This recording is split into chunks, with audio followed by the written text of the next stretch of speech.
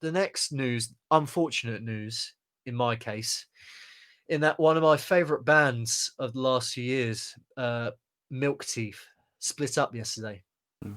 It seems to be And I'm very gutted about it, but also not all that unsurprised because especially lockdown, given isn't it? given given the turbulent period that they've been through over the last years, it almost seemed like a kind of long-term divorce proceedings. Hmm. They changed labels. You know, one of their band members was sacked. We still don't know really why. I don't think, or at least I haven't really seen that much information about it. But the fact he was sacked with immediate effect suggests probably not good news. And they'd only just brought in another guitarist, and then he left subsequently afterwards, so they were down to a three-piece.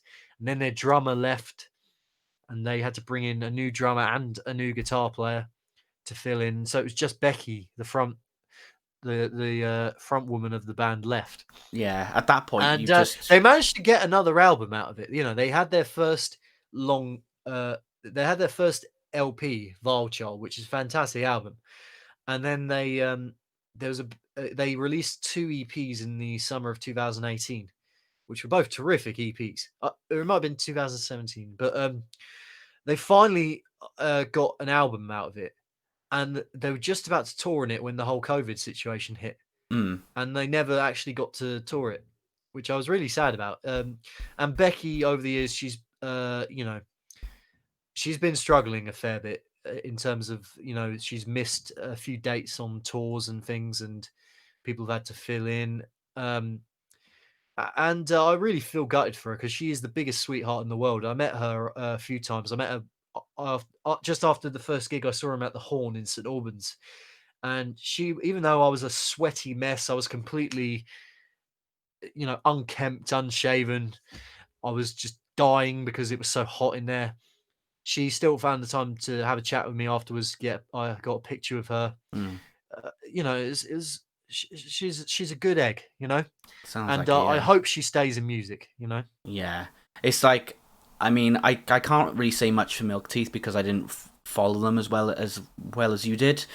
But there's a big music scene in Cardiff as well, and I do pray that a lot of local bands, come out of lockdown and this whole mess that we're currently in unscathed. Um, Well, that like, was my biggest fear with lockdown, is that we'd get a few band splits, mm, you know. But in the case of Milk Teeth, I guess, like I said, you could see it coming from a while.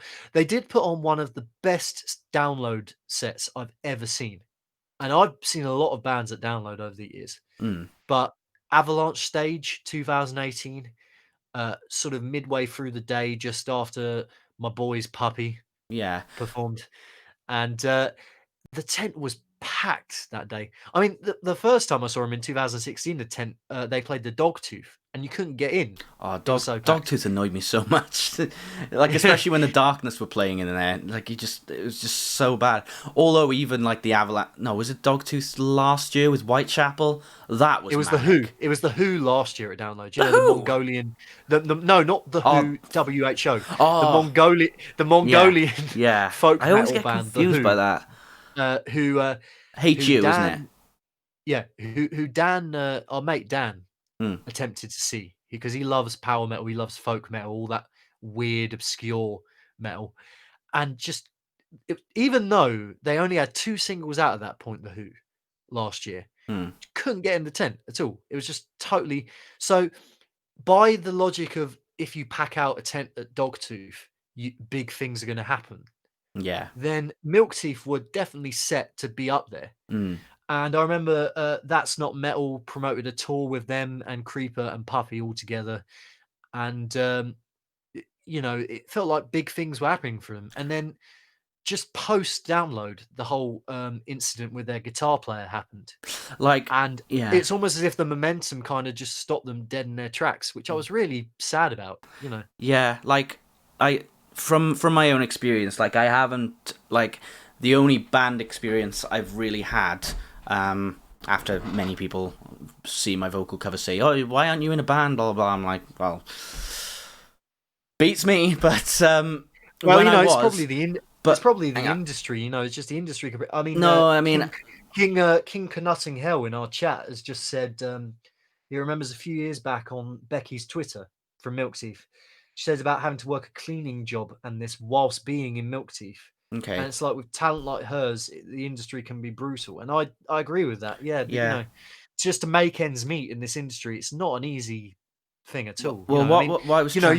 you know the guys from Holding Absence, right? Oh Well, yeah, yeah, yeah. you know James from Holding Absence. I know James and Scott mostly. Yeah. Yeah, and Scott. Yeah, I mean, how I saw them perform at the Heavy Music Awards actually Hmm. a few days ago. They did a Twitch stream of the Heavy Music Awards, and they were one of the acts featured performing a set. Hmm. And yeah, I mean, they're pretty good, aren't they? Holding Absence. Yeah, I think the good thing about Holding Absence is not it's not just the stage presence, but they do have some really good connections as well. Like I won't reveal too much about the band. I'd rather them do that Yeah, yeah, on their own of time. course. But you know, when they're supporting bands like Funeral for a Friend and many different ones,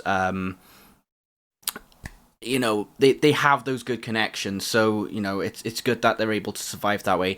And the one thing I was going to get at before with my experience in the band was that when you all have different lifestyles and you can't meet each other halfway, then that's where that's one of the ways a band is doomed to fail. Because if you've got like band practice on Thursday scheduled and someone says, oh no, my shifts have been rotated this week and stuff like that, it's like, for fuck's sake, real life, you know. Mm. It really gets in the way. So like I was there to replace the old vocalist, and you know it was a bit of a rocky start because nobody really knew when they were free for practice and stuff, and it didn't seem like that sort of environment where there was room for the band to not necessarily not want to progress, but like a sort of, yeah, whatevs, you know, if it works, it works. And There was too many road bumps along the way. yeah, so like, but it was mainly the drummer that introduced me to that band, and he's in a band called Glassheart now. I haven't listened to any of their stuff, but I look to do that, and he's a really cool guy. I've Mm. talked to him a few times. I know this guy. I was sort of in a band with this guy, and I'm like, oh, I talked to him a few times. Well, I mean, we get on really well, so it's Well, it's it's it's good. good that you two still get on really well. Yeah. Yeah. But yeah, just very sad about Milk Teeth. Really, I thought they had massive potential, you know, and they were a great champion for diversity in music as well because they you know Becky, she's a big advocate of women's rights, Hmm. and one their guitar player, their most recent guitar player, she's from the band Nervous. I don't know if you've heard Nervous, No, I haven't heard them. and she's a trans woman. Okay. Uh, but huge advocate of social justice and social equality, and I respect the hell out of them for that, Hmm. you know.